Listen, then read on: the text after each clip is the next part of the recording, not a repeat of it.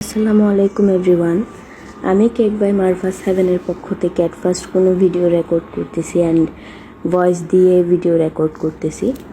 So কোথাও যদি কোনো ভুল হয়ে থাকে প্লিজ আমাকে জাজ করবেন না, আমাকে শিখিয়ে দিবেন আর ভুলটা ধরিয়ে দিবেন। তো আমরা কেকে চলে আসি। ফার্স্টে আমরা কেকটাকে 3টা লেয়ারে কেটে নিয়ে বোর্ডের উপরে কিছুটা ক্রিম দিয়ে একটা লেয়ার বসিয়ে দিয়েছি।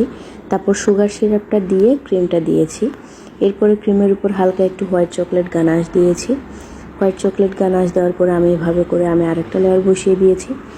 তো এরই মাঝে বলে রাখি, কেকটা অর্ডার করেছিল আমার এক ফ্রেন্ড। সে বলেছিল কেকটা যেন হোয়াইট অ্যান্ড ইয়েলোর মধ্যেই হয়। সে যদিও আমাকে একটা কাস্টমাইজ ছবি দিয়ে বলেছিল কেকটা ওভাবেই করতে, শুধু কালারটা যেন একটু চেঞ্জ হয়, কালারটা হোয়াইট অ্যান্ড ইয়েলোর মধ্যেই হয়। তো আমি ওভাবেই করার চেষ্টা করেছি। এই তো আমি এখানে 3টা লেয়ার বসিয়ে দিয়েছি। 3টা লেয়ার বসানোর পরে আমি কেকটাকে ক্রাম কোডিং করে 20 মিনিটের জন্য ফ্রিজে সেট হতে দিয়েছি।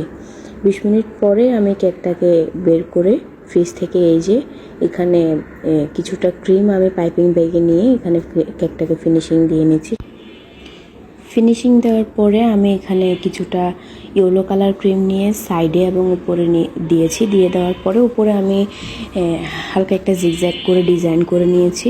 জিগজ্যাগ ডিজাইনটা করার পরে আমি অফ ক্যামেরায় কিছু ইয়েলো কালার এবং অফ হোয়াইট কালার রোজেট করে নিয়েছি। রোজেট করে আমি একে একে রোজেটগুলো উপরে এবং কেকের নিচে সেট করে নিয়েছি। সেট করার পরে আমি কিছু গ্রিন কালার লিফও করে নিয়েছি, যেগুলা আমি ফ্লাওয়ারের পাশেই বসিয়েছি।